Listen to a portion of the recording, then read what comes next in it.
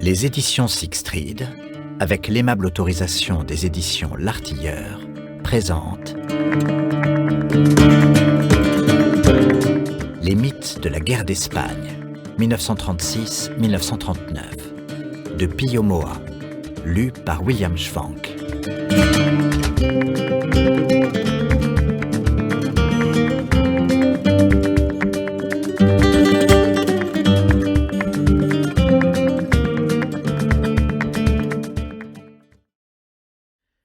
Introduction pour le lecteur francophone.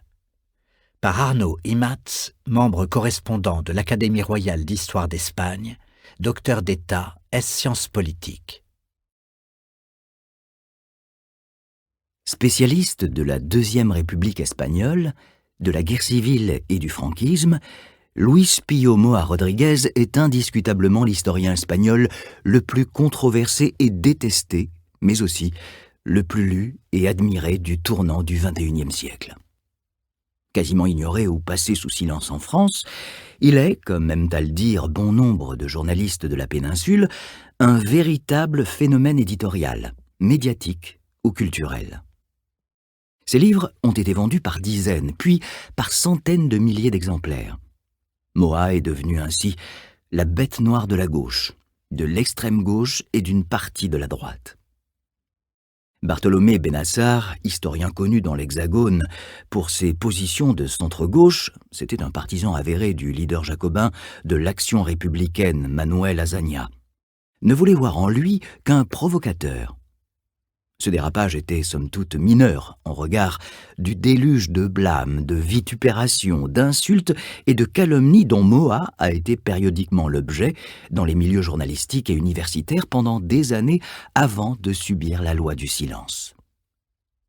Un lynchage médiatique, proprement hystérique, relayé et appuyé par de grands médias comme le journal de référence socialiste El País, qui restera sans doute dans les annales. Au dire de ses détracteurs, Pío Moa est un pseudo-historien, un historien autoproclamé qui contredit la recherche historiographique académique, ne cite pas les sources premières et ignore les rudiments les plus élémentaires de la méthode scientifique. Auteur médiocre, faussaire, faux érudit, dépourvu de perspicacité et de culture, d'une indigence intellectuelle reconnue, il ne fait que reprendre les clichés essentiels de l'historiographie franquiste.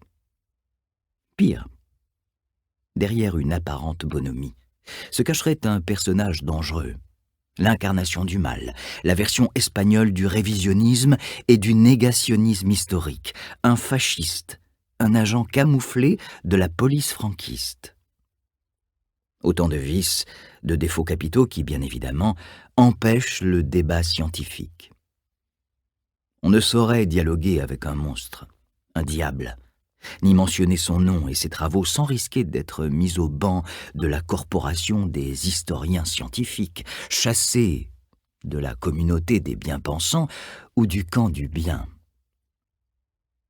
Injures, récriminations, raccourcis infamants, silences entendus ou gênés, tout est bon pour faire taire l'impudent qui a osé formuler une critique argumentée vigoureuse, exprimer une opinion non conventionnelle, trop divergente.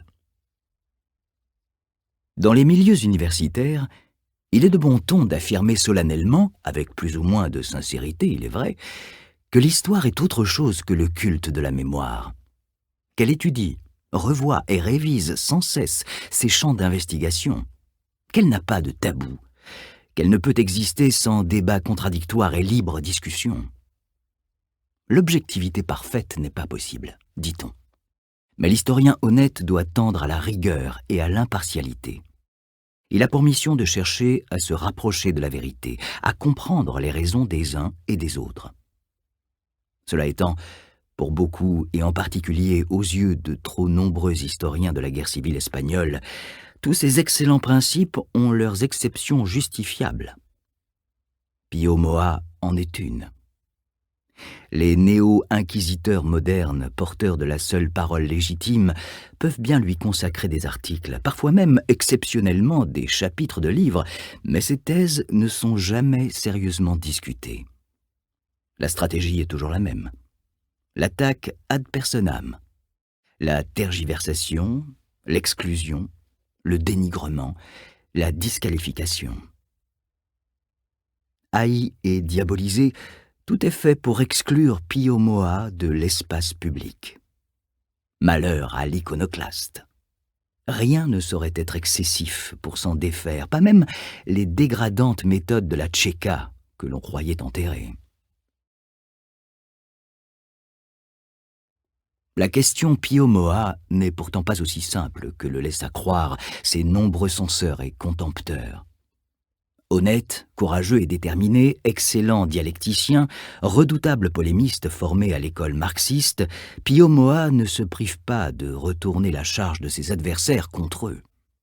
Ses détracteurs, dit-il, ignorent délibérément les sources qu'il utilise et se limitent à une défense dogmatique de la version diffusée depuis des lustres par le marxiste Manuel Tuñón de Lara. L'étiquette de franquiste convient beaucoup mieux à mes accusateurs qu'à moi-même, objecte-t-il, car une bonne partie d'entre eux a fait carrière dans le fonctionnariat franquiste ou fait partie de familles qui ont été compromises dans le régime, alors que pour ma part, je combattais contre lui. À l'inverse de ce qu'ils ont l'habitude d'affirmer, je n'utilise presque pas les sources franquistes, mais essentiellement celles de la gauche. Ces admirables chercheurs ont en revanche comme source la vieille propagande du Front populaire. La logique en démocratie est que les différentes versions soient débattues librement et ouvertement. Pourquoi alors prétendent-ils remplacer un droit aussi naturel par une censure de type soviétique ou soviétisante? Pourquoi ce rejet du libre débat?